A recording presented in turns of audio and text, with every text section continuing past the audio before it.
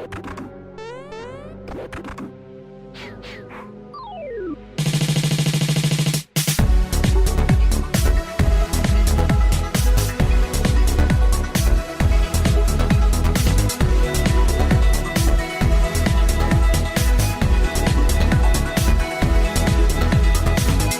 up, RPG fans? Welcome to episode 19 of the Switchrpg podcast. I am one of your hosts, Philip, and I'm joined, as always, by the man from the Northeast, Gio. That's right. What's up? How's it going? And if you're watching our video version, then you can see we have a special guest with us. We teased it last week. We've got the man from Ohio, right? Yeah, Matt. so about the Columbus area, yeah.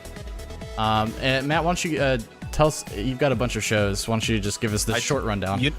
I've whittled it down actually to two main shows that I do. I guess the Box Trick retro gaming podcast is probably where people, what people know me more from that, and that's been going on for a couple years, kind of off and on. And Bend the Knee, which is a Game of Thrones, Song of Ice and Fire podcast, and that one is just taken off, to say the least. It's crazy. Now, I mean, to say that there's just two shows is doing Bend the Knee a little bit of a disservice, because don't you have like sub shows and multiple episodes? Yeah, so we do for that one we do 2 episodes a week. We do our main show, which goes up Mondays, which is we do a reread of the chapters. We're going chapter by chapter through the books. So we plotted it out. It's going to take us about 5 years in the event that the other books never come out, which who knows, because he's been writing them for like 7 years. And then on Fridays we do a show called Fallout Friday, which is where we just respond to like fan theories, and it's just questions. It's basically like a response episode, and that one does just as good. Sometimes it does better than the main show in terms of like downloads and stuff like that. Yeah, that's cool. Well, cool. We're glad to have you on the show this week. Yeah. We've been wanting to do a collaboration for a while, so it's good to have you on. We're going to be talking about some Octopath Traveler. Yeah. Ladies and gentlemen, if this is your first time listening to the Switchrpg podcast, this is the show from the website, switchrpg.com, that brings you exciting news, upcoming game releases, and all the latest in the world of RPGs on the Nintendo Switch platform. This week, we are talking a lot about Octopath Traveler. I know a lot of you have played a lot more of that now than when we did our initial reactions to it. So we'll be talking a lot more about that. We've got a little bit of Pokemon news, and we're going to be doing some side quests and listener questions. So let's dive in to the news this week. First up, like I said, we have some Pokemon stuff. And Nintendo.com put up an article the other day that says there's going to be more mega evolutions to Pokemon Let's Go, Pikachu and Eevee. And as I've stated multiple times before, I'm using words and terms that I have no idea what means, because Pokemon is a foreign language to me. So what does this even mean? What does this mean for the game? No, Matt, do you play Pokemon, or have you played Pokemon? Oh, does he play Pokemon? Yeah, I do. All right. So I'll defer a little bit. I'll defer a little bit here. You can explain what a mega evolution is to the Pokemon. Okay. So a couple years ago, when they released Pokemon X and Y, X and Y, yep, that was the first 3DS Pokemon. They added mega evolutions, and it's kind of like it's basically a power up. If you're familiar with, say, like Dragon Ball, it's like going Super Saiyan, you know? But the difference then, so in Pokemon, obviously your characters evolve as they level up, you know, but then they essentially become a new character. But mega evolutions you have to do in battle. So it's kind of do I waste a turn becoming far more powerful because you could get hit, you know? So that's kind of the strategy element to it. But they keep adding more and more as we add more games, and I think it's just another way to keep old characters fresh. Right, and I think they've already said that they're doing Bulbasaur or Venusaur. Mm-hmm. That's kind of confirmed now. With these mega evolutions, they're really they're way too powerful. Like I don't know. I mean, in X and Y, when I play them, they just kind of they destroy. And then I hope there's some sort of mechanic that kind of pushes back a little bit against these Right. Mega Evolutions, because it's just they're just way too strong of an Well, attack. and you get them towards the end of the game when your characters are almost a little Right. too OP anyway. Yep. So yeah, so we'll see. I would imagine that every character that has a Mega Evolution, because I believe this is only going to be Gen 1, so this is like red, blue, yellow Pokemon. I would believe that anyone that already has a Mega Evolution will have one, and I'm sure we'll see more. And there's some characters which have 2 Mega Evolutions, because why not? Like so, like Charizard has Charizard X and Charizard Y because that was the game, and they also sometimes will change types. I remember the big deal was Charizard got a Mega Evolution, and he switched to Dragon type because everyone had always joked He's about a dragon. He's a dragon. He's a dragon, but he's not dragon type. So Okay, so it's a mechanic that kind of was added in at some point, and now it's back. So I guess people are happy about this, except for Geo. I guess. I mean, there's only so much you can do with Pokemon, really. I mean, right. Well, this is the second, or you could almost argue third remake of this game, because you had red and blue, or green and red. The Japanese version was green, but blue and green are for the most part identical. And then they added yellow, which is more in line with the TV show. Like they changed out some of the characters, added characters from the anime. So that you could argue that was not a remake, but at least an addition. And then they remade it for the Game Boy Advance with Fire Red and Leaf Green, and now they're remaking it again. So Cool. Like I said, Phil, you played one of them. You've played them all. They're all So the same. I don't actually have to catch them all, contrary to common belief. No. You can go ahead and try. Yeah. Okay, cool. All right, so let's go ahead and knock out this piece about Salt and Sanctuary from GoNintendo.com. The report that Salt and Sanctuary has sold really, really, really well on the first week of sales on the Switch, rival that of the whole launch on Steam, which is another interesting addition, because we've been hearing this story. It seems like every game that comes to Switch that had been on Steam, we're hearing that same story, and that's really all the small article from Good Nintendo really says. It says even crazier, the game wasn't number 1 on the Switch eShop. I don't even know what that game was. I guess that one went up to about 8 or 9. Mm-hmm. That's right. Yeah, if you watch you can see what's trending. Yeah. But yeah. So to me, this is great, because there's still things that are on Steam that I would love to see come over to the Switch. As crazy as that is, it seems like we got so much on the Switch already. But to me, there are some things on Steam that I'd love to come over. Specifically a game called Regions of Ruin, I think is what it's called. But I like this type of news, because it shows that the Switch is vibrant and that the Switch owners are buying these games. So it's worth it, especially for these indie developers, to port stuff over. Yeah, I mean the Switch is basically it's a portable Steam machine. It's interesting that we actually haven't had one of those. I think because when people thought of, maybe if you thought of that then it's these bigger Steam games, but it seems like all these like lower kind of 2D 16-bit 8-bit games people love. So yeah, and it doesn't even necessarily have to be those 8-bit 2-bit. You have Dead Cells, which is doing really, really well.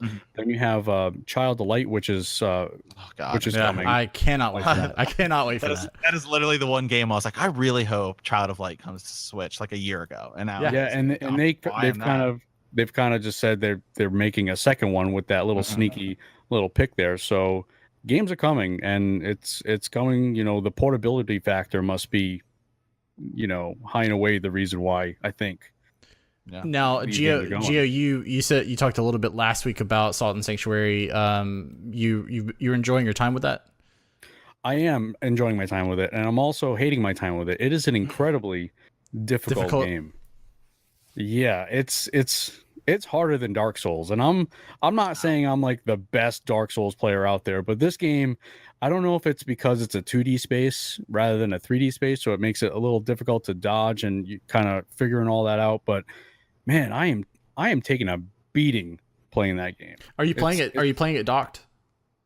I'm playing it docked, yes, because I'm recording it. Yeah, right. So you're using Pro Controller. I am. Yeah, okay. I am using a Pro Controller. I did try and play it handheld. I don't know what it is for me. That type of game, maybe my fingers are, my hands are too big. It's kind of uncomfortable because you kind of got to use all the buttons to play the game, especially the left and the both trigger buttons. So it's kind of uncomfortable for me to play. So I prefer to play that game on the screen, docked. Yeah, I found that action, the more action oriented games that I've played, after getting the Pro Controller, I can't play them on the Joy-Cons because the buttons are so small. Yeah. Every time I try to play Breath of the Wild handheld, I'm just like, I just can't. Like, it's just, it's just too uncomfortable. I find. I didn't even get a Pro Controller until like 2 months ago. So I mean, that was almost a year that I played just on the Joy-Cons, and I didn't know what I was missing out on. But as soon as I played Pro Controller the first time, I was like, okay, well, this is going to be hard to come back from. It's probably one of my most favorite controller out of all of them. I'm not too fond of the PlayStation style because of the joysticks are kind of too close for me. Yeah. But the Xbox One controller is really good, but this one is probably the best. Because I mean, I do like the Xbox One controller, but sometimes I still feel like it's a little too sort of beefy, and I like the form factor of the Switch Pro controller, because I'm with you in that. I mean, I grew up PlayStation, I really did, but I do kind of like the Joy-Con, not Joy-Con, but the joystick placement of the Xbox. Yeah. So I like that the Switch is that, but it's a little bit smaller of a form factor than the Xbox One.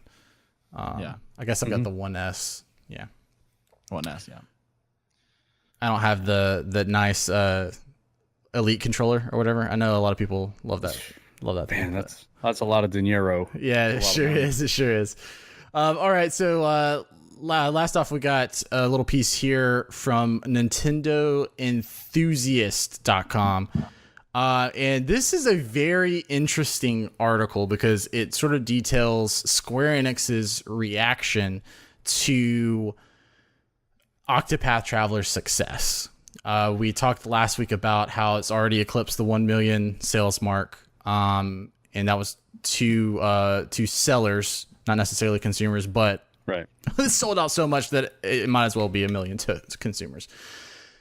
So this is interesting because they give some of their feedback on why they think it's doing so well. And that's kind of what I want to focus on, is their reasoning. And I'm going to read off some of their things here.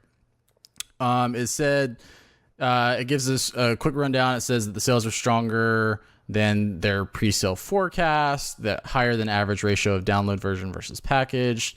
And was this the one where maybe this wasn't the one where they said their actual their reasons why, but this article is saying that it's inspiring more retro, quote unquote retro RPGs from them in the future. So we'll start off with that. Gio, do you think that's good, or you wanting to see more of this retro style from Square Enix?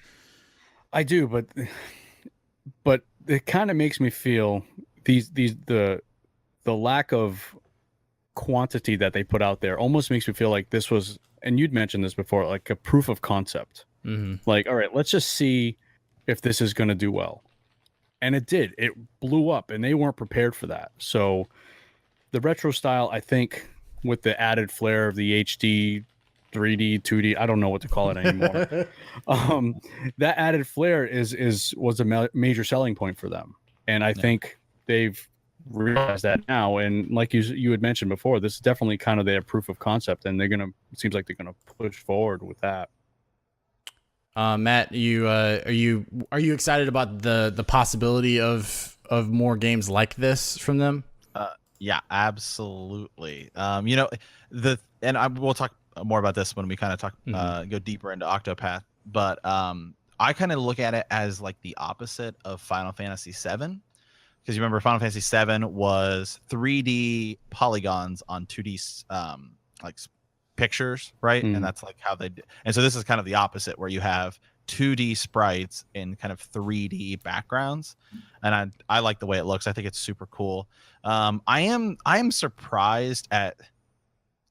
I guess I shouldn't say I'm not surprised that Square Enix is surprised at how well it's doing.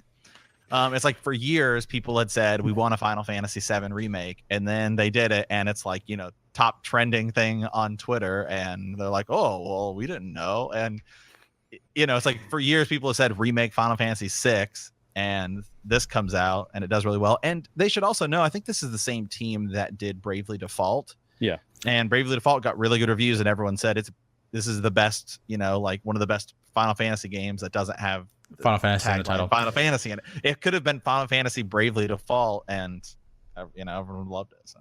Yeah, I think it was the same producers. I don't know if it was the actual same development team, but it was the same sort of mastermind behind it. Here's the article that I was thinking of. This is from IGN. And the title is Square Enix expect more games like Octopath Traveler. So it's very similar sentiment as the Nintendo Enthusiast article, but with the added paragraph here from IGN. It says Square offered several possible reasons for Octopath Traveler's unexpected success. Number one, gamers have had more of an appreciation for JRPGs in recent years. Octopath's gameplay appealed to fans of classic Square Enix games, and new elements like the HD 2D visuals and quote-unquote attractive characters won gamers over. Now, here's what I kind of want to like touch on is their first point, that gamers have had more of an appreciation for JRPGs in recent years. I feel like it's great news that Square wants to make more of these retro-inspired games, but their response being, oh well, there's a market for it now, I feel like is so out of touch, because I mean, Matt, like you were just saying, I mean, we've been saying for years, remake these games. Like, it's not like we haven't asked for it, and it's not like we wouldn't buy games if they were good games. I think that they're missing the fact that they just really haven't put out a lot of solid RPGs, especially on this level. Like, okay, you know, Final Fantasy 15 came out, and I know, Matt, you really enjoyed Final Fantasy 15, right? But like these, you want to talk about like these mid-tier RPGs? If we're talking about like I Am Setsuna and Lost Sphere, while some people did enjoy those games, I'm one of those people. Like, I can't objectively say that those were amazing games. So no, they're not going to sell that great, because they're just okay. So we finally get a game that is objectively pretty darn good. And of course, it's going to sell well. So go ahead. It's not only that; it's also, I think there is probably some. You have to look at the Switch as well in this situation. In that, when I think about RPGs on the Switch, the first thing I think of is Xenoblade, and so I kind of view this as. I mean, there's obviously other ones, but this one I feel like is the second big kind of RPG for the system. That's not like eShop. That's not.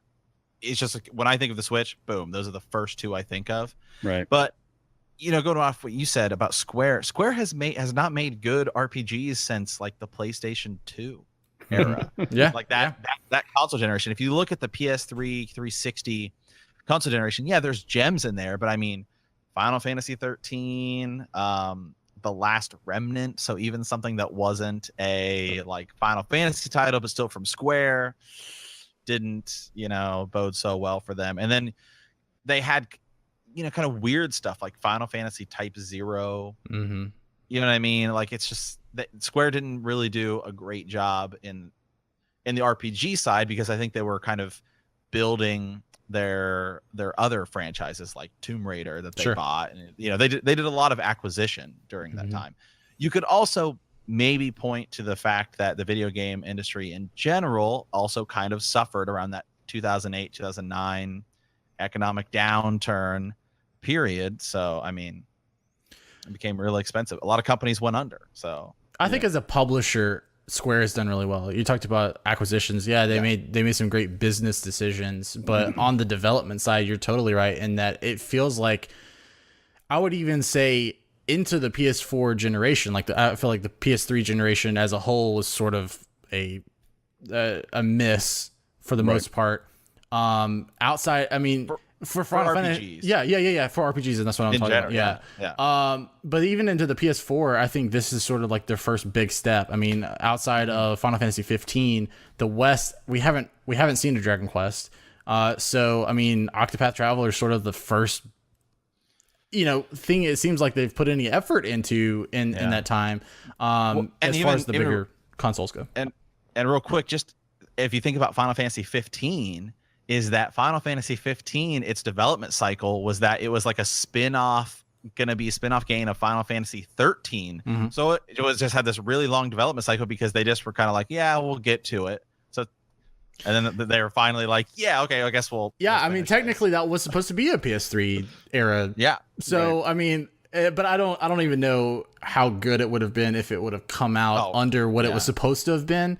Because it definitely was a late in the game. It's like, well, we might as well make this the next numbered title.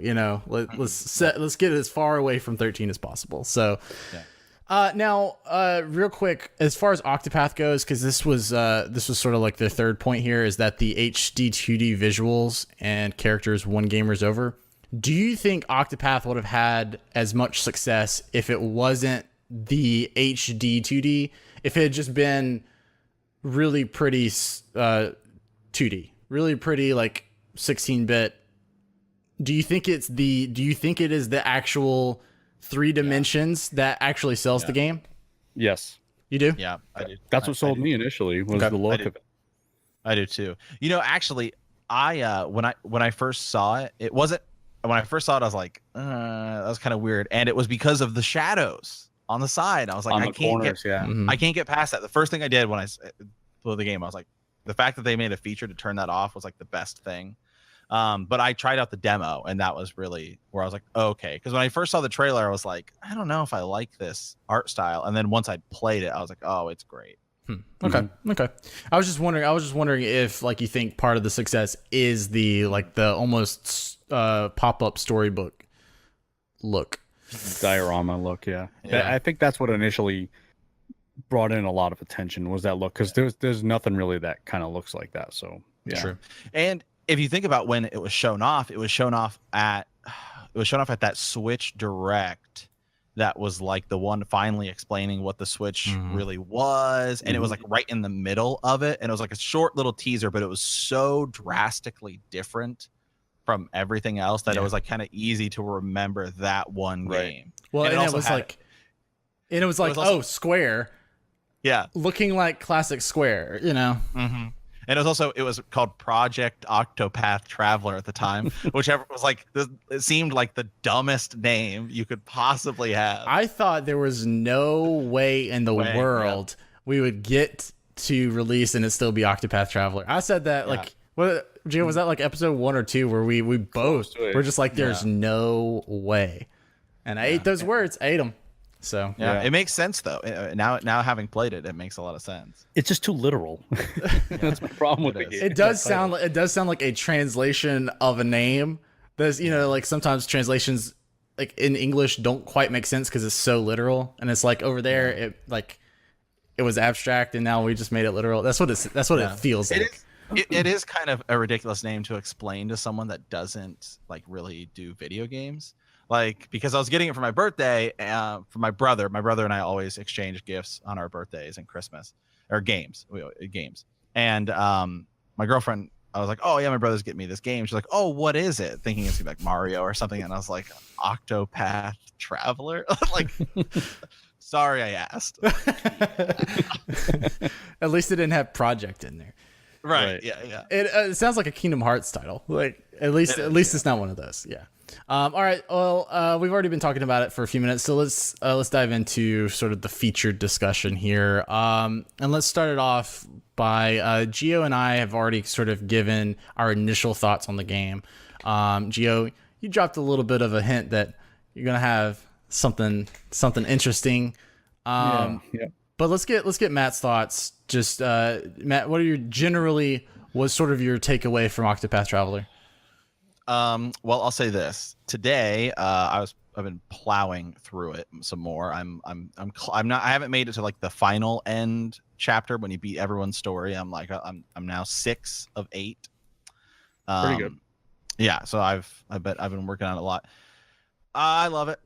It's definitely a game that I love. I started with Ulbrich was the character, and then I was like, okay, I kind of looked at who they were. Generally, I think all the characters are pretty great, with the exception of Say the right one. Say the right one. Is that her Honey? name? Is that Hanet? Hanet. Yeah, Hanet? Hanet. Yeah. Yeah, and You don't like like her her? story. Well, her story is cool, but I can't.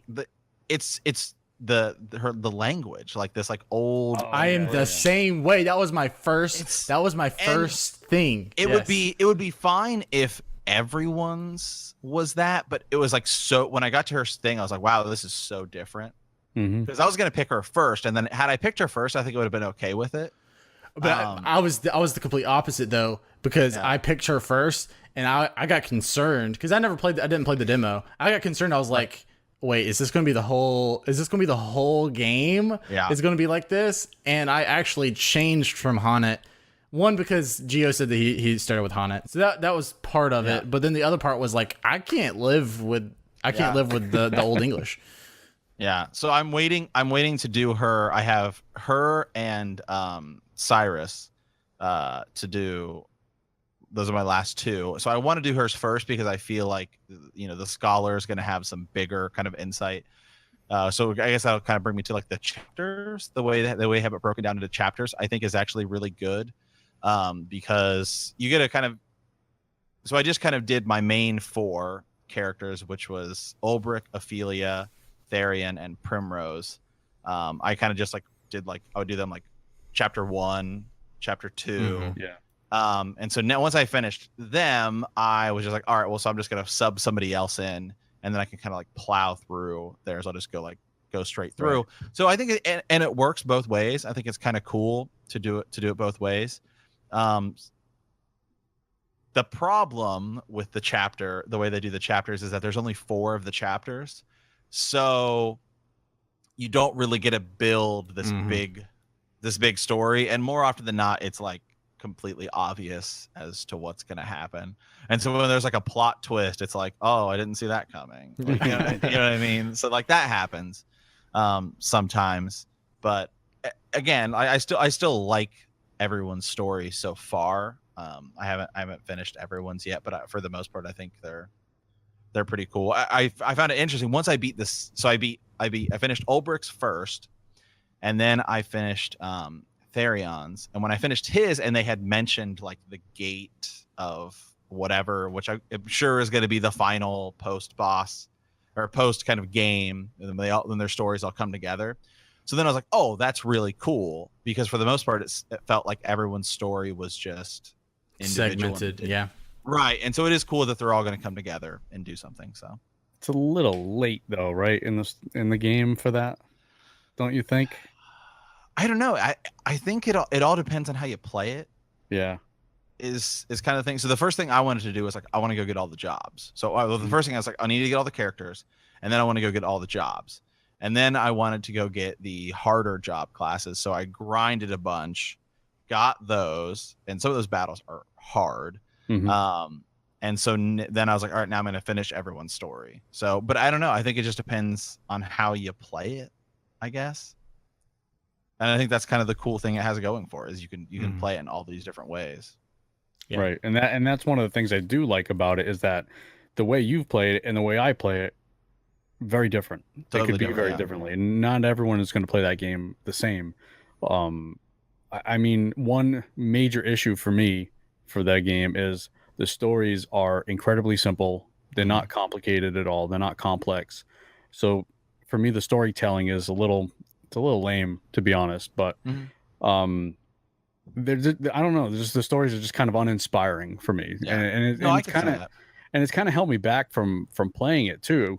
Because I mean, I picked up Salt and Sanctuary, Hand of Fate, and I'm having a good time playing those.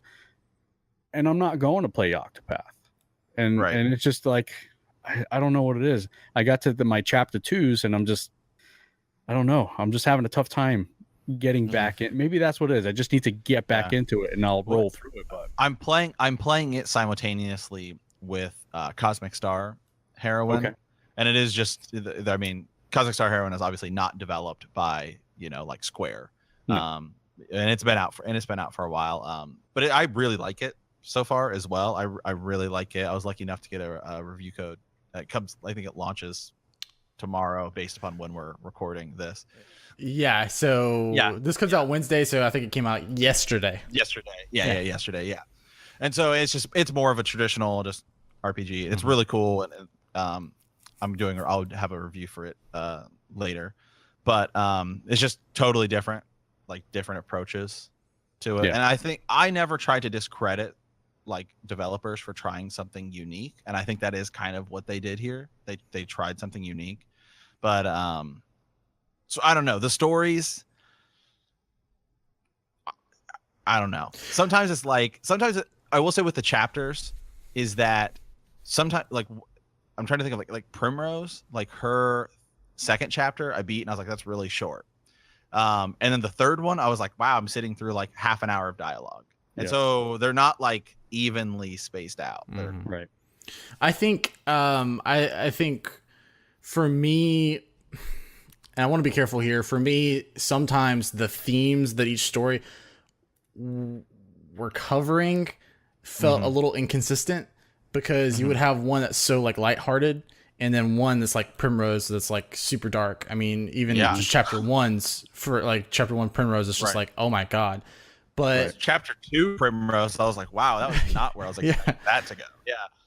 So, but I think Ju, you're talking about like it never really gets any depth, and for me, I think it is what Matt said with there's only 4 chapters for each. Now I know, like, because they spread it so thin, that's what had to happen, because I mean you're already putting like 60 to 80 hours in, so you couldn't necessarily have like 8 chapters for everybody.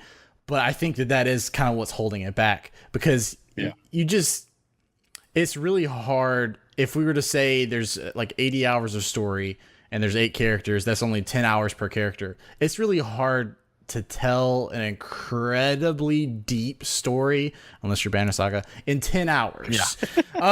See, but like you just said, it can be done. It can be done. It can be done. It can be done if it's done correctly. And I think if say after your chapter 1s, you made it a cohesive story, it can be done. The problem is, it's just like you said, you're spreading it way too thin. You're trying to tell 8 different stories.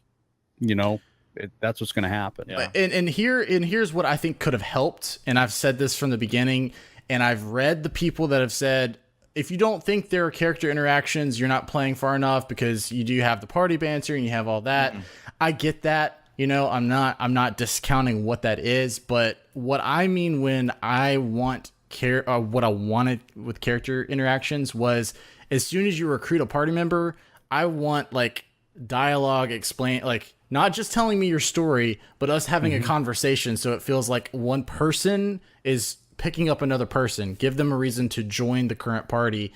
And I feel like if you had those interactions, and like, say, Ophelia is my main character and I pick up Primrose, why isn't Ophelia talking to Primrose's NPCs during cutscenes and stuff like that? Like, I feel like I'm completely, not even there for the most part. I don't know if in later chapters that changes, because if it does, then I just haven't gotten there. But like where I am now, yes, we'll get like the, hey, come join my party, but then past that and past some party banter, like there's no actual like scenes, and I think that's what's missing, because I mean, I'm going back and playing a lot of older games, and that's what kind of makes a story for me, is when all of the different characters are bringing their different personalities to scenes, because that's when you can have like this lighthearted character and he doesn't feel out of place, because in a scene he's injecting some humor into a dark situation. So there is later, and I didn't notice it until I had beaten like my one main story. So I beat like Ulbrich's first, is that because normally you get the party banter where they just go back and forth, and that's like once a chapter you're going to get 1 or 2 lines of dialogue from each individual character to that character. So when I went into like the tavern, And there would be, you would get party banter. It'd be like 3 people, but it would then even be people who were not in my group. I noticed like sometimes you'll see someone standing in there, and so then I was like, oh, and so those are kind of cool when you get the 3-person conversation, and like that's kind of interesting. There was one with Primrose and Cyrus. Is his name Cyrus? Yeah, there is a Cyrus. Yes, Cyrus. Yeah, Cyrus. This is the scholar. Because I didn't use him, so now that I'm using him, I keep forgetting his name. So you have it was Primrose, Cyrus, and Therion were having a little conversation together, and she was talking about how she could combine them. She would have like the perfect man because like Cyrus is like too, he's incredibly smart, but he's like socially dumb. Yeah, and Therion is like too rough around the edges, and so like those are really cool, and those are like really interesting. But yeah, I totally agree. There needs to be more of that, and that would really like add to it. That's the character building we're missing. Yeah, those are the conversations that should be happening like as they're walking in a cutscene to your next destination. Because I mean that's what to me like Xenoblade Chronicles 2 did so well at was like the character interactions like between your story points. Like when you're walking or like whenever you approach a city or you like wind up in a city for that first time and you're like, here's a cutscene setting up this sort of region and you're going to get those characters like it's been so long I'm blanking on names, but you know what I'm saying? Like they all interacted with each other and it didn't feel like, oh, I need to go to camp to have, interaction. Right. So yeah, like Final Fantasy 15 does that. Is that when you're just running around, sometimes you'll run across something and they'll kind of have a banter about it. Yeah, if they really like, what they should just have those lines of dialogue appear at the top. The text box. There's just like a little text box appear as you're walking around the in between kind of sections. Yeah, there you go. Yeah. And then it makes it seem more like they're interacting with each other. The other thing that it's not a problem, and I won't say that I dislike it about the game, and I should have known this going in because I'd heard people saying whoever you choose first, that is like your main character, and I don't know exactly what I thought they meant, but I had no idea that meant that you could not remove them from combat, right? You can't take them out of your party, right? Once you finish that person's main, so like your main character. So I did Ulbrich, so I did his story first. Once you finish his story, you can take him out. Oh, so that's the problem because I've been going 1-1-1-1-1 2-2-2-2-2-2. So it's going to take me forever to finish Ophelia's story because of the way that I'm playing, and I've gotten to the point where like I don't need her, and so I would love to take her out, but I loved her. I don't know, man. I don't know. Ophelia's really good, and once you get the second, like the special jobs, there's like the sorceress one, and she is the only person really who should have it, and then she's by far the best character. Like where I'm at now, she is like I'm like I don't even need. I literally could like solo like with just her because it's so powerful, and like there's no reason to give it to Cyrus because it's basically just an upgraded version of his own thing, so then you're missing out. So like the job system, I really like the way they do it, and I like that you are locked down. Like you can't have 2 of the same, like you can't have like a warrior be on anyone else unless you have a warrior in your class. So I think that's really cool. So that allows you to have all the jobs and all the characters. So I like that. And I think that works really well. Once you get the second wave, some of the original ones become kind of useless. There's one of the second tier ones, which is not that great.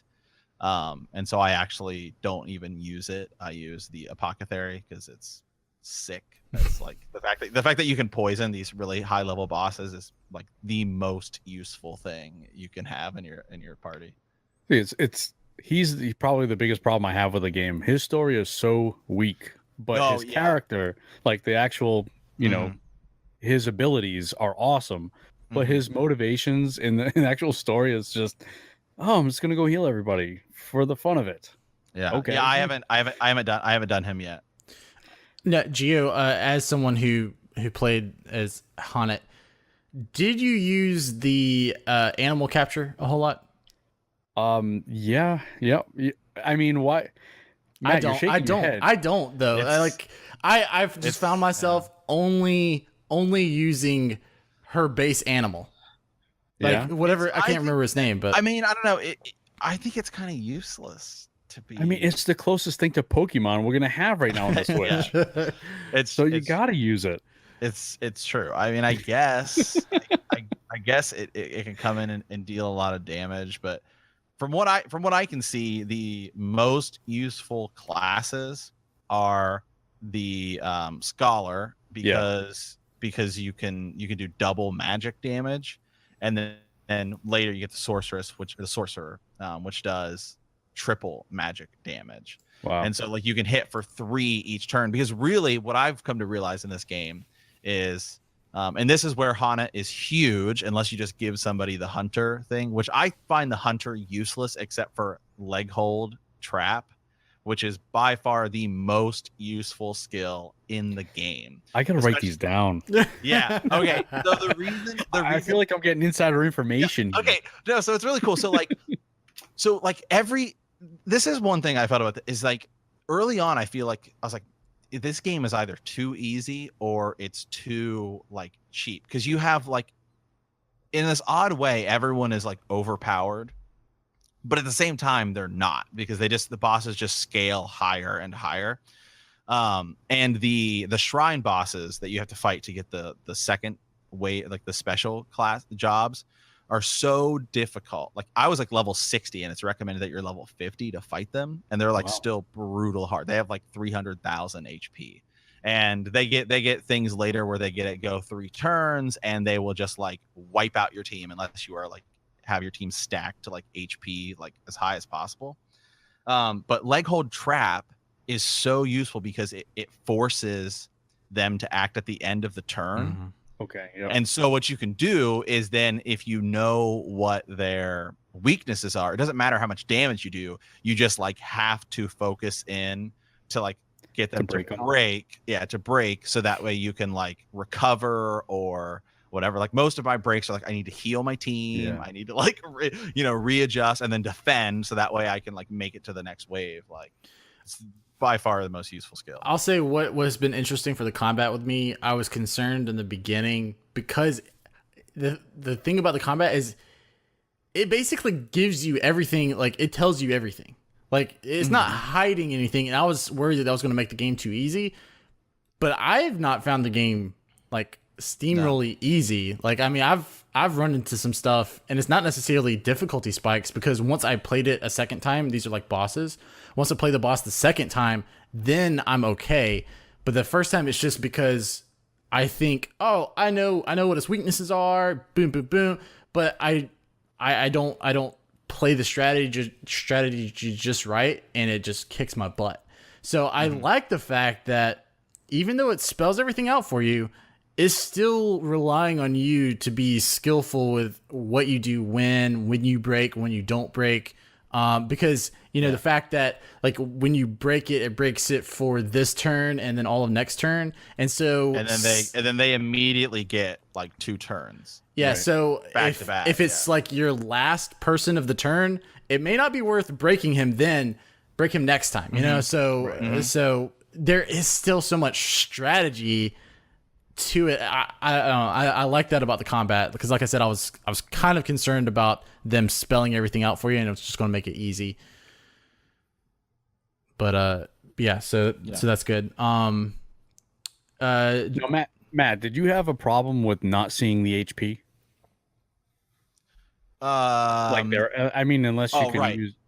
Well, so because there's 3 ways to see their HP. Yep. If you have someone if you have a scholar, you can analyze them.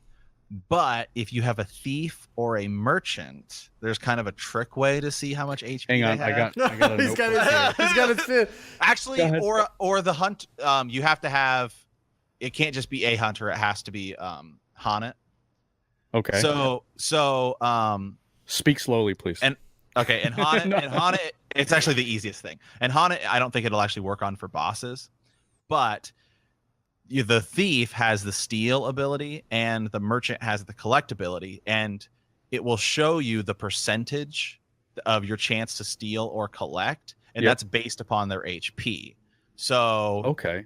yeah, so without boosting it, so you can boost it all the way up and then you can just collect or steal. But if you don't, it'll give you like, oh, you have a 96% chance, which means they have 4% of life left. Are you sure? Yeah. Okay. 100%. I'm writing it down. I'm writing it down. Just give me a second. 100% sure. I was actually, so there's but you see, you don't know how much damage it is. You just know that, oh, that's right. How much It's a percentage. Sure. Yeah. Because when I was fighting the War Master, which is probably the second hardest boss in the game, I'm presuming, behind the final boss. Like that is a boss who like I fought like 4 times today, and is so brutally hard. It's the shrine boss for the jobs, and that one online, from what I've seen in like Reddit posts and stuff like that, because there's really not like a big guide out for this game yet. People are still piecing it together, and that's the one everyone is saying seems to be the hardest, and that is one that I have played like perfectly. And then I get down to like this last part where he's like, oh, I'm gonna give myself 3 turns, and you're just like, he has a move where he hits like 16 times, and you're just dead. Like your entire team gets wiped out. And so it's like I was down to like just Ulbrich, and because like I had Therion, and then like I saw he's at like 98%, and I'm like, okay, like do I try to break again, knowing that 2 of my other team members are down? Or do I just go for it? Because if I don't break or kill him, I'm dead, because he's just going to kill me. And I've made it all the way, and it's like 20 minutes. Like it's a 20-minute fight. Quite a battle. It's quite a battle. And so I just went for it. I was like, I had my full boost, and I'm like, I'm just going max move. And I had Ulbrich gets a skill later where you can he's no longer capped at 10,000, so like 999. And so he can do above that, and then luckily I did his ultimate move and did like 20,000 damage and killed him. Yeah, it would have stunk if you like missed. I know. Yeah. Oh god, yeah. But no, that's one thing I love about this game. I love the combat. I think the combat is a lot of fun. Yeah. In this game, the break system, and I think everybody's unique and different, and like it works really well. And there is a lot of actual strategy involved in it. And you really, especially on the harder bosses, have to like map out your turns.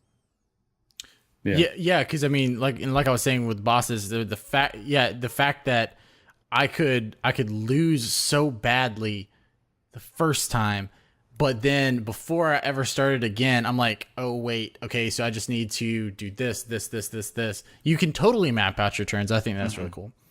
Yeah, it's almost Dark Souls-esque if you think about it, because you can, say for example, fight a boss, die, and then just try it again. You kind of figure out the move set and everything like that. So it's I guess it's similar in that way. Yeah. When you get to the later chapters, the bosses they can up the amount of moves it takes to break them. It'll go from so when it starts off it'll be like 5, and then like after like you've hurt them a couple times it'll be like 12. And then they will also change the types of damage that hurt them. And so it's like so weaknesses? They're weaknesses. So you go in being like, all right, I'm equipped for all this. And then they change it, and you're like, well, like I'm no longer equipped for this. Like I can't do that type of damage. So Gio, who's your favorite character so far? To play. Therion. Yeah, I like the Thief. Yeah. And Matt? It's tough. I mean, I really like just about everyone. I would probably say Ulbrich. But I really like Primrose. I really like her story. I think she probably has the best actual story. She's the only one that has a story. Yeah. I think I feel anyways. Yeah, I think Ulbrich for me. Tressa's is boring. Like it's the merchants, but I like Ulbrich's story too. From a gameplay perspective, I like Ulbrich, but I mean that's because traditionally I do like the sort of the rougher character, like an Orin from 10, like Sabin from 6. So he kind of fell right in line, and it took everything for me not to play him first. I kind of wish I had played him first, but it's either him or I still, even though I said that I try to take her out of my party, I still do like Ophelia a lot. Yeah. But yeah. And then what about soundtrack, Matt? I know you like music. I know you like music. God, so it's so good. The soundtrack is amazing. I absolutely love all of it. There has yet to been a track where I didn't like it. I think it's all done very well with the aesthetic of the game. I think everything goes. I think the snow areas are by far the best sound of the game, and I like every person's like individual theme. mm-hmm. I think is really good. I have a lot of it downloaded on my phone, so I jam it out to that at work. Yeah, I'd have to agree that the soundtrack is really, really good. It's totally a bright spot for me because I feel like kind of like with the game as a whole, it's the first time that we're like getting an instant classic soundtrack for me and forever from Square Enix. I mean, just pretty much from the orchestration, like the fact that Lost Sphere and I Am Setsuna just like completely stripped away what soundtrack was, to me actually sort of contributed to some of the negative factors to those games, because the soundtracks don't sound grandiose and they don't pull me in near as much with emotion. And that's the thing, the moment that I put Octopath Traveler on, hearing like the orchestration and how big and grand it is, it makes the world feel that much more alive. And I'm not, look, I'm a pianist and have been since I was 5. So like I Am Setsuna, the fact that it had just a single piano for a soundtrack, I'm not like dissing that at all. And so maybe it is like, I don't know, a lack of inspiration. I don't know. You know, the Octopath soundtrack to me just feels so inspired. And so maybe it's because, you know, it's working with pretty good material. So do you not like I Am Setsuna's soundtrack? It's just not something that I'll say this. It's not something that I just turn on and listen to because I think it's pretty, but it just doesn't click with me. Whereas on the flip side, another soundtrack that is very heavy piano is Child of Light. That's what I was gonna bring up. Absolutely. I think that's the best example. I think it must be just sort of lack of inspiration or something. Yeah, because I was gonna bring that up because Child of Light is for the most part just a one piano, and it's a real. I love the soundtrack. But the theme and the emotions in Child of Light's music to me are just so far and away better than I Am Setsuna, and so maybe that is it. Maybe it is the just sort of inspiration and the emotion put into it. Yeah. So yeah. Anyway, but yeah, that was a great discussion. But we do want to hear from everybody else. How has your adventure in Octopath been going? What are you feeling on the game? I know a lot of you are still playing. It is a game where everybody can sort of play it their own way. That is the good part about it. That you can play it. It's all your own way. Despite any of the negatives that it might have. So we do want to kind of hear from everybody on that. Now let's actually hear from you guys with some questions. And Matt, if you're good, you can chime in on some of these answers here. Yeah. So we've got our first 2 questions from listener Meatball Sub. His first question is, if you had to recommend an RPG or 2 to a newcomer to the genre, which games would you pick and why? Please keep in mind that your choices should be geared towards approachability and potential level of interest for a non-RPG fan, meaning your favorite games may not necessarily be the best choices. What he's saying is you can't pick something like, for example, Dragon Age. Right. And I can't pick Secret of Mana. Well, funny enough, and I didn't include this, but his email did go on to say if Geo does pick Secret of Mana, he will quit the site. So yeah. So anybody want to go first? I'll let Matt go first. He is our guest. And if he doesn't, I do have one. If you need to think. Okay. For a second. One that I would say. So when you're talking about RPGs in general, like that's such a broad term. Always. Is it an RPG? heated discussion. Is it an RPG? I would say Skyrim, I think, is a pretty easy, because Skyrim is one of the only RPGs I can think of in the past. I mean, well, pretty much in my lifetime, that specifically, when I remember when people were playing that game, was like they were people who I knew did not probably ever play. It was like the first time I felt like people who had mostly play like Call of Duty and stuff was playing Skyrim. And it's like I'd played Oblivion and Morrowind, and that was the first game that I felt like, wow, there's all these people now playing an RPG that probably never played an RPG before. Yeah, for me, I think with Skyrim, the first person mode, I mean, I know you can change to third person, but I know quite a bit of people who have problem playing first person games. I don't know if it's just I think it's more like a motion sickness thing. Yep. And the combat for me, it seems a little floaty, when attacking. My choice would definitely be something like The Witcher. I think The Witcher's combat is on point. I think the magic skills are on point. The story is really good. The music is really good. And I think it most resembles games that are out now that are doing well. For example, like Uncharted and all these like God of War, like those type of games. It kind of closely resembles those games. So I think going to a Witcher would kind of be a little easier transition. Yeah, and Witcher does translate well to console. So yeah. I don't know. Matt, did you play mainly on console or PC for Skyrim? Oh, console. Okay. I'm more of a new PC gamer. I've pretty much played console my whole life. But one other one, I guess I will say, that is PC. I'll say, because I think that it was another game that introduced a ton of people to RPGs, and I guess a different kind of sense than, say, like Skyrim would be WoW. Oh yeah. I mean, if you're just talking about approachability, sure. WoW, I think, is one.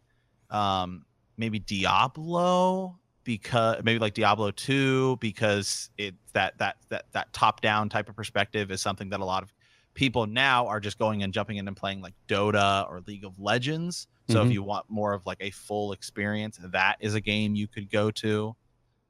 So just in terms of like specifically just approachability, I would say those are some. So I'll go with something more traditional, because like if we were thinking maybe more on the JRPG side of things, because both of you guys sort of went action games, right? I think that, and speaking from experience, because it was my first, Final Fantasy X is a pretty approachable entry specifically into that series, because it's just strictly turn-based, not ATB at all, right. So like you can just sit there until you figure out what you want to do, what skills you want to select.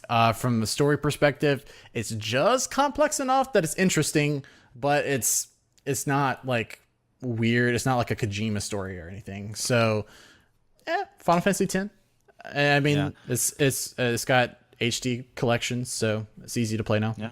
Yeah. I think with JRPGs, it's tough for people here, in the US to get into them if you haven't played them or like them at all. It's just it's very different. Whereas a Western RPG like Skyrim or The Witcher, you're going to get that sense of, like you had said, the action aspect of that, and I think that's what a lot of people, I don't know, seem to enjoy, I guess.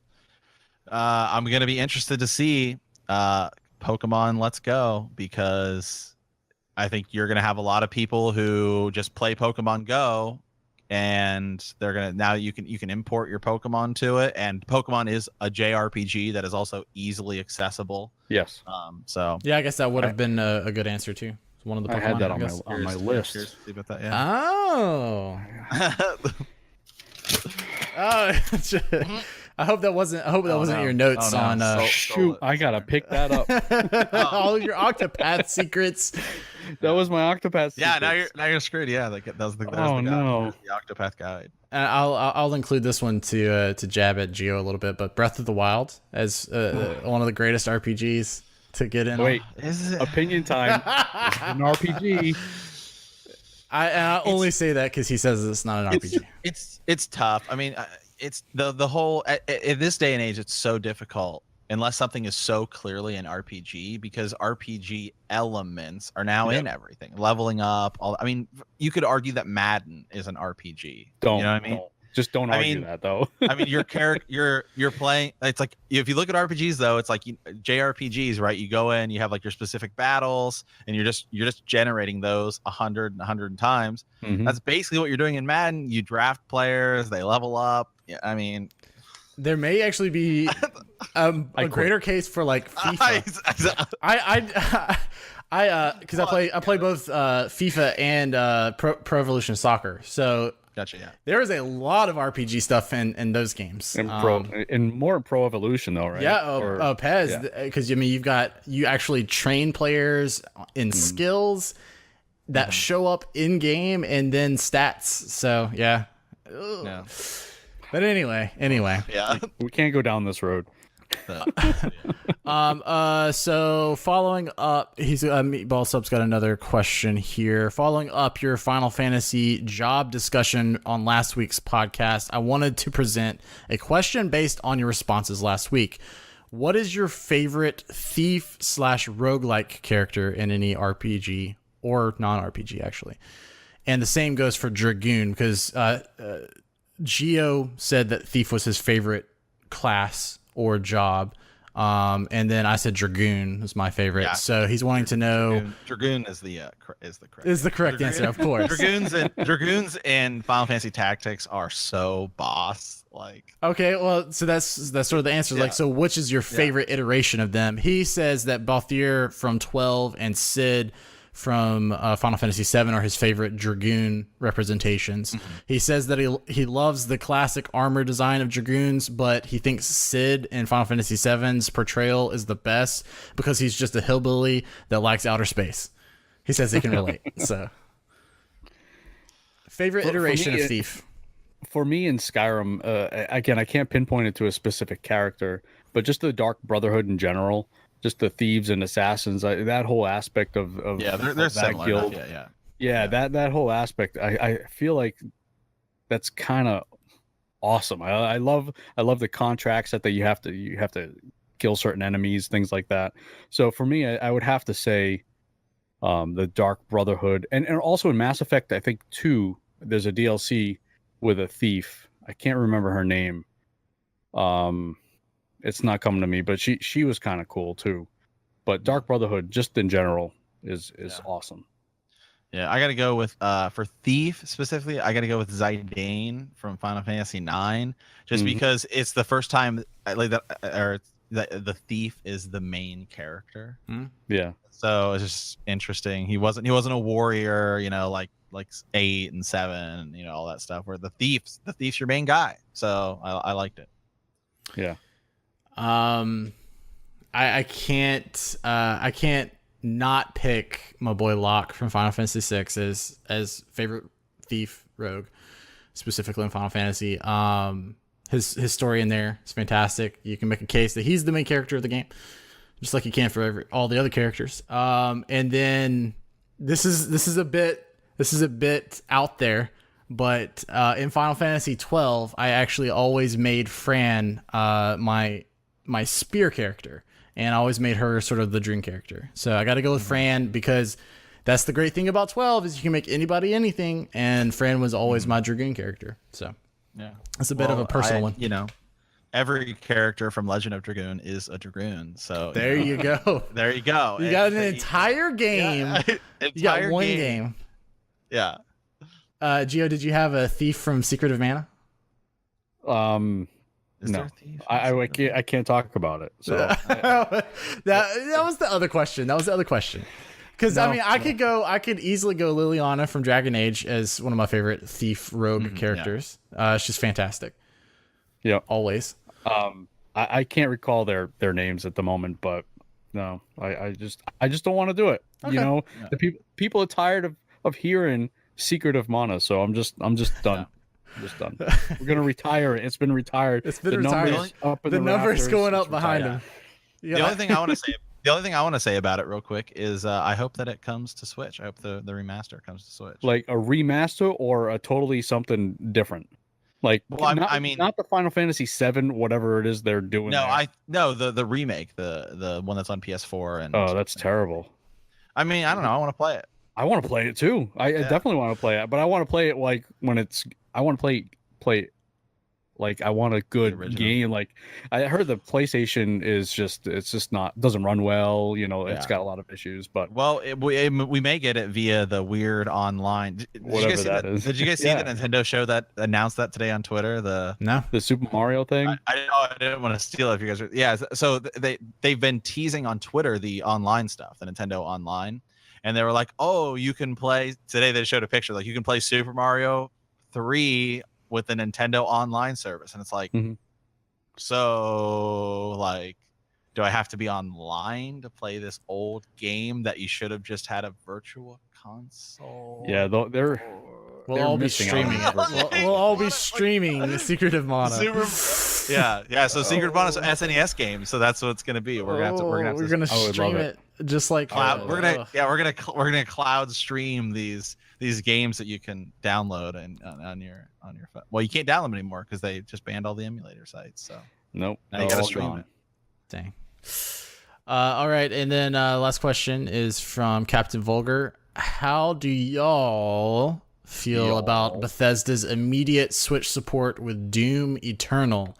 He thinks it's phenomenal and hopes that it puts a foot forward that other companies follow. Now, I give them tremendous credit for doing this. I think Panic Button is the one who kind of ported it more over. Now, I'll give them even more credit if it's all on the same day. Like, if they can have this all released on all the consoles all on the same day, perfect. I don't want to deal with whatever Dark Souls is doing, the delay. I don't want to have to deal with that. Just, if they can do it and they just do it all on the same release day, awesome. Yeah, and just the fact that they can get the game running on the Switch is really good. But I think like with Doom, I know that the port that that Panic Button did is that Doom. I remember them reading that it scales very well, like the way it was the engine was designed. Like I think I read somewhere that they said like it could run, not that they were going to do it, but it could run on like 360 PS3. Like it could. It would obviously be like a very like terribly low resolution, but it's possible to do. So yeah, I mean, I hope it comes out the same day. I mean, it's good. The Bethesda didn't support the Wii U because the Wii U didn't have the numbers. That's why. That's why. I mean, the Switch will get the Wii. If you look at the Wii's library, the Wii had like people developing like terrible versions of games for like. If you go look at just any like game that was also on 360 PS3 that's on the Wii version is so atrociously bad. So bad. But it's because the Wii's the second best selling video game console of all time. So yeah. We're gonna make a right, because it's in every nursing home across the country. It's just like you had all these people who shouldn't be playing games. Sorry, grandma or grandpa, you shouldn't have been playing. But they have all these Wii bowling alleys everywhere. That's why it has the numbers. But the games for it, I like the games on the Wii U. I prefer the Wii U over the Wii. But I don't know. The Wii is one of those consoles where it was everywhere. It's everywhere, but it's just not the greatest thing. Just the forced motion controls is just that bothers me. Yeah, but I mean, just with the Switch has the numbers, so everyone's going to develop for it. Well, I mean, I think we've already seen sort of better support for the Switch than we did with the Wii U. Yeah, because like you said, the sales are there. So I think Bethesda deserves sort of a clap on the back for being all in from the beginning. I mean, they launched with Skyrim. I mean, that's big. Now they've got Skyrim on Alexa, but so like it's not just because of Switch, but I mean like they seem to sort of be some of those early pioneers, and they've put some of their other stuff with Wolfenstein and now Doom. So I mean they've been there since the beginning. So I mean I think that they definitely deserve a clap on the back. Them and Ubisoft. Ubisoft's done some cool stuff too. And Where's then Dragon Quest? What now? Where's my Dragon Quest though? Yeah. Yeah, Don't get me started, Square Enix. that's a way. Isn't there going to be a 3DS version of that game as well? Not anymore. Not anymore. Not But there was anymore. going to be. There was going to be, and it was going to be like a 2D version of it, right? No, okay. And Xylon on our Discord will talk about this too, because this was his like most anticipated feature. It was going to be where you could switch back and forth between the 3D version and the 2D version, which I think is just like amazing. That is so cool. And apparently the 3DS version in Japan is like that. But we're not going to get anything like that on the Switch because it may never come to the Switch. Who knows? I wanted that to be my first Dragon Quest, but I've completed Dragon Quest 1 now, so now it's not. Oh, yeah. So. Yeah. All right, Geo, you know what time it is? It is 11 o'clock. Yeah, but like what time is it actually? I don't know. What you tell? It's side quest time. I knew this. I knew this. Geo, do you want to just take Matt through some side quests? Oh, you want me to go back in time? Yeah, I can go back. You know how because Matt, you mentioned WoW, so you open this can of worms. But you know how when you get a buddy, you two have been playing for years, and you get a buddy who's just now coming in, so you got a power level. You got a power level. Yep. So we're gonna power level through some side quests here. Okay. All right. Well, we can go with one of my favorite side quests. Sure. Okay. Now, Matt, do you have a pet peeve that really is not even a big deal? Like, not a big deal at all in the grand scheme of things, but bothers you so much where you really want to physically hurt someone? Are we talking specifically about video game stuff or just Nope. pet peeves Just in life. general? Real life. Wow, I don't know. For reference, Okay, yeah, Geo, go ahead. tell him yours.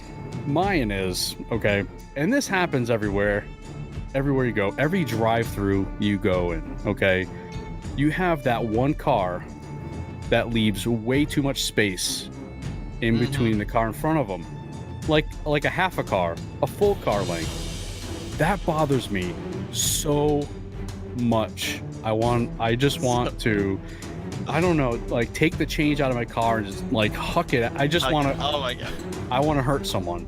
Yeah. So much. Or another one, drive-through. Maybe it's just a drive-through thing for me, and I need to like eat some real food. when they're at the window picking up their food, they put their car in park. Like they're gonna be there for the rest of the day. They're just oh my they're god. They're just camping out. I hate when people do that. They're camping out, and I'm like, I gotta get back to work.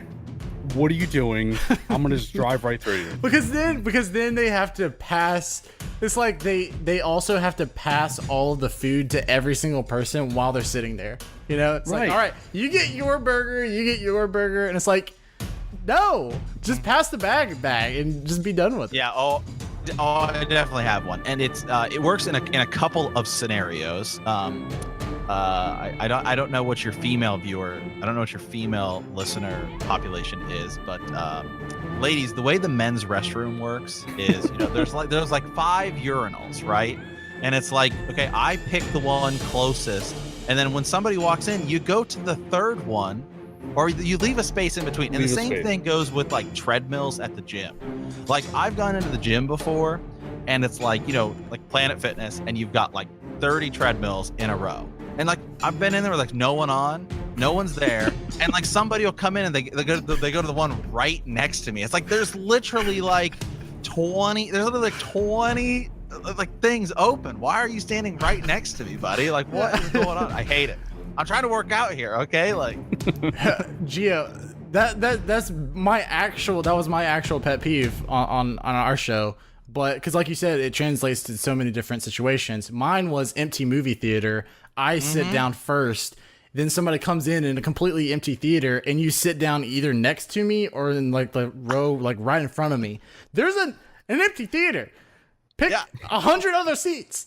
And those people are they're the most obnoxious people to walk into. Oh, absolutely. Yeah, absolutely. Because a lot of times it'd be like somebody with like 3 kids, and I'm sitting next to like the 5-year-old who's like spilling his drink everywhere and he's like throwing popcorn. I'm like, oh god. See, when I go with my kids, I try and sit away from everyone, and I'm also there at That's like 10 o'clock. You know. Well, it's like I think I'm sitting away from everyone when there's no one else in the theater. I Like, thought it was safe. yeah. All right, so let's bring it back to video games a little bit. Yeah. What's your favorite quest type or your most memorable quest? Oh, favorite quest I'm, type. I'm trying to. I'll give you a little bit of time. I'm trying to remember what I said here. I know. I said, Gio, I think you cheated and said your least favorite quest type, because then I said my least favorite quest type would have to be escort quests. I hate escort quests. Oh yeah, escort quests are always obnoxious. But going back, I like the contracts. I like going. All right, you got this guy. Go kill him. Yeah, Perfect. like bounties. I like yeah, hunt. I like hunts in Final Fantasy Yep. 12. I like Yep. the hunts. Yeah. Yeah, those are cool. Yeah. So I don't even remember what my least favorite one now is. Wow. Probably escort quest. Does I anybody? mean, those are it's got to be that. Yeah. Yeah, Those are terrible. Yeah, does anybody like those? But I guess in RPGs, I'm trying to think. Anything that involves you like spending a lot of money. You know what I mean? Like, oh, I have to go buy this item and it costs like a ton, and then like you get it back and it's ridiculous. Yeah. Yeah, I think there was one quest in Xenoblade that happened where you had to buy something, but you ended up getting something really cool out of it. I think you get a blade out of it. But you had to pony up the dough, or you had to try and find the item. In Xenoblade Chronicles X, I don't know if you guys played that one. Yeah, I have. And okay, so Xenoblade Chronicles X, I've gone on the record on multiple podcasts as saying that it is I've never felt more overwhelmed by any game I've ever played. The map is huge. It's insane. It's like overwhelming. And so in that, you have a lot of these kind of fetch quests where you have to go get items, and you play the game. The items are literally just everywhere. Like there's literally just these dots all over this enormous map, and you run over them, and it's like items from the ship that blew up, and now it's there. But like, so the game, so there's so much in the game. Like there's so many just random items. Like to collect them all takes like 100 hours. Like it's insane. But the game, you have these side quests where like, oh, I need 10 of this item. But what happens is if you use one of those items, it still thinks that you collected 10. And so you have to like go find it again. It's like a glitch in the game, like the way it reads like it's information, because it probably can't handle it because it's so freaking big. Like, so like anything like that is awful. Like it's god awful. Real quick. I have a new most infamous quest in my entire gaming history. Have either of you guys played Tales of Destiny? No, I have not. I was playing Tales of Destiny last week, okay? And I'm going to spoil this quest because it's not even a quest, and I don't want anybody else to suffer the pain that I suffered, okay? This is the PS1 Tales of Destiny. You enter this town, and you can go around, and there's, just like every RPG in towns, like they're slightly hidden chests, right? All over town, maybe behind like a shadow or in the tree or in the bush or whatever. And this is like I said, PS1, so have sort of that era in your mind. Mm-hmm. So there's a part in one of the maps in one of the towns that you get to that there is a like 1 pixel wide space for you to get to a chest, and there's an NPC standing on that one pixel. And I just needed to get to the chest, and I was like, okay, well, I just talked to this NPC, and I thought maybe he would just like move out of the way. In fact, I like stood there for a second to make sure he wouldn't just like move, because you know how back then NPCs just like stood in front of the door. So anyway, he never moved, so I talked to him, and at this point I had grinded out like 30,000 gold. Okay, 30,000 gold. He says, I talked to him. He says, hey, would you like this treasure? Yes or no? And I got to choose yes or no. So I chose yes. He moved out of the way. And I could go in and get the treasure chest. So I get the treasure chest, open it up. It tells me I get this item. Oh, cool. The moment that I move to go back out of that 1 pixel, he comes back and blocks me. And I'm like, wait, was this a glitch? I talked to him again. He said, hey, you stole that treasure. Give it back. I was like, no. And he's like, oh, I don't want it. You want me to move? Then pay me 30,000 gold. It was all of my gold. And so it gave me, he's like, you want me to move? Pay me 30,000 gold. Yes or no? And so I was like, no. He's like, okay, well, I guess you're trapped in there forever. And he wouldn't move. And I had to give him all of my money. Yeah, I had to give him all of my money for him to move, for me to continue. Hang on, I'm gonna write this down, guys. What was the name? What was the question? Tales of Destiny. If you see an NPC that's blocking a treasure chest, and if he asks you if you want it, don't go for it. So then I googled, and what the item was. No, I just googled, can I get out of here without paying him? And somebody's like, don't say yes to the treasure. I had to pay 11, it was like 1,000, it was like 1,300, and I was like, great. Of course, I would grind 30,000, and I'd have to pay all of my money. Yeah, so don't do it. It's gone forever. You can't get it back. No way to get that back at all. Yeah, because I left the town and came back to see if I could swindle it out of him or something. But whenever you come back, he's just like, hey, that treasure chest is gone. It's all your fault. Now I'm bored. I'm like, screw you little. Yeah. The what is it? Is it like the Thunder Plains in Final Fantasy X where you gotta jump 100 times to miss it? That one's terrible. That's god. You actually get a pretty good item out of that, though. You do. That's how you get Lulu's ultimate weapon. Final Fantasy X in general has some of the most absurd extra quests to get items. They're so hard in that game. The chocobo racing one. Oh my god. Because I always say the lightning is the worst, but then I'm like, oh, but the chocobo racing is horrible. Oh, but then the butterfly racing is also horrible. It's just terrible. It's terrible. And then you gotta play Blitzball to get Wakas, and that I love Blitzball, but it's just so much. And there's my Final Fantasy X time is gameplay time is so long, and half. It's 75% Blitzball. Half of it's a Blitzball. I was the same way. My brother and I figured out the best players to go around and recruit, and we would just get them, and it was no contest, and we just just destroyed the computer, and we would just literally put Final Fantasy X in just to play Blitzball. We would take turns on we would pass the controller back and forth and just play Blitzball all day. Yeah, just playing Blitzball. Yeah. Not for me. Not for me at all. So, do you want another one or? Yeah. One more. All right, one more. Oh boy, what's going on here? All right. So this one was I had a good time with this one. What is your earliest video game memory? Or your earliest, most influential video game memory, something to that effect. Wow. The first thing you remember about video games ever.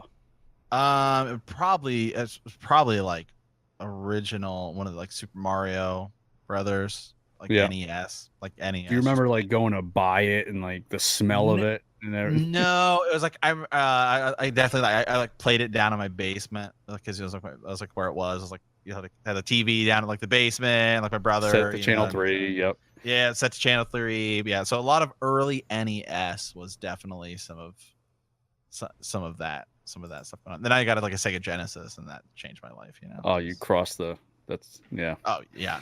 No. Genesis does what Nintendo don't, man. So Oh, here we go. It is gonna be a war. Yeah.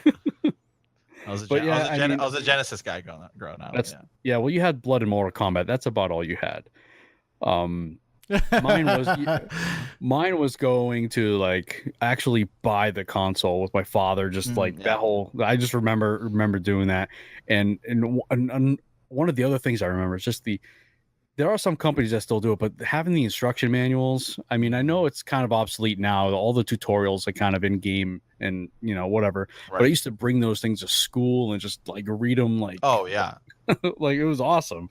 And then you had those posters. Why can't these guys include a poster? I mean, it's just so easy for them to do. But having, posters. It's all collector's edition now, yeah. Yeah, it's all money, obviously. But, having those posters are plastered on my wall, that was always really fun to have. But yeah, very cool. All right, and actually, one last quick thing, Matt. Let's get your answers on our game called Triple R. Right. So you got 3 categories: remake, reuse, or refuse. Remake would be like a remake or a remaster. Reuse would be like a port with maybe some slight just changes, and then refuse means it disappears forever. Okay. So your 3 games that you got to categorize are Final Fantasy VI, Final Fantasy VII, and Final Fantasy X. Oh, okay. Well, I mean, they're already remaking Final Fantasy VII, so let's forget about what they're actually doing. Go with the original content. Well, I'm gonna take everyone off here because Final Fantasy. Well, no, I'll do this. Remake Final Fantasy VII, reuse Final Fantasy VI, and refuse Final Fantasy X because goodbye. We already have we have 10 could have been the greatest Final Fantasy, but the ending is just so bad, and it always rubs me the wrong way. And then there's like 10-2, which I like, but it's weird. You know what I mean? Like it doesn't exist in my mind. I like it. I actually really like 10-2. I think that has a really good combat system, and I think it was like a cool idea, like a different way to do a sequel. But like they need, like, it's not done, and there's like hints of plans of ideas to eventually do like a 10-3, which I think would be great because there's so much to tie up. But I don't know. It's so weird and so different. 10-2 in a lot of people's eyes actually hurts 10. So if I had if they did make a third one, it would not be called Final Fantasy X-3. It would be called Final Fantasy X Unit Returns. There you go. And because like that one, like, how would you remake it? Like, I don't really. And you've already reused it. What would you do? Like, I don't know. Oh, Gio, that wasn't your answers, was it? I think we actually have all 3. We have all 3 combinations. Oh wow, yeah. No, I had for refuse. I had Final Fantasy VI. Yeah, that's right. Yeah, that's right. I had never played it, so I don't really know what I'm missing. So be gone. I'm missing a lot. Be gone with it. Yeah, I had said remake 6, reuse 10, and then refuse 7. Yeah. So I had remake 7, reuse 10. Yeah. But cool. All right, Matt, thank you for being on. Hey, thanks for having me. It's been great. Awesome. Thanks for all the Octopath talk, everything like that. That's going to wrap up episode 19 of the Switch RPG podcast. Everybody, thank you so much for listening and for sending your questions and comments. Keep them coming. Remember, we have the new question form that you can fill out. It's at switchrpg.com/podcast. You can just click submit there, and it will send us the email. And remember that you can listen to our show each and every Wednesday on your favorite podcasting app. And if you're on that app, feel free to drop us a rating and review. If it's 5 stars, we'll be sure to read it on the show. And if you like what you hear, remember you can head over to patreon.com/switchrpg and drop us $1 or $2 if you can spare it. If not, no worries. Just listening and commenting and watching, all that stuff, that's great for us. That's great. That's what we love. We just love the community. We appreciate it. And finally, remember you can head over to switchrpg.com for all your RPG needs on the Nintendo Switch platform. Until next week, everybody, go have all the fun and all the games. Can I just say something? Yeah, go. Now, Phil, we have a special guest on, right? And you show up wearing a t-shirt. It's Superman. I dressed up Superman. You dressed up like Stupaman. I'm all proper here in a shirt and tie. I did it right, okay? Well, you missed the memo on this. I mean, if you want to say did it right, you did wear stripes on camera, so that wasn't the greatest move. But you do look sharp. Yeah. Oh man, my notebook is just full of useful information today. This is incredible. I basically wrote your guys your Octopath guide. Now you can post. Well, I mean, it's actually great that you did that because Gio doesn't believe in guides, so he would have never gotten that information any other way. I don't believe in guides. I really don't. Yeah.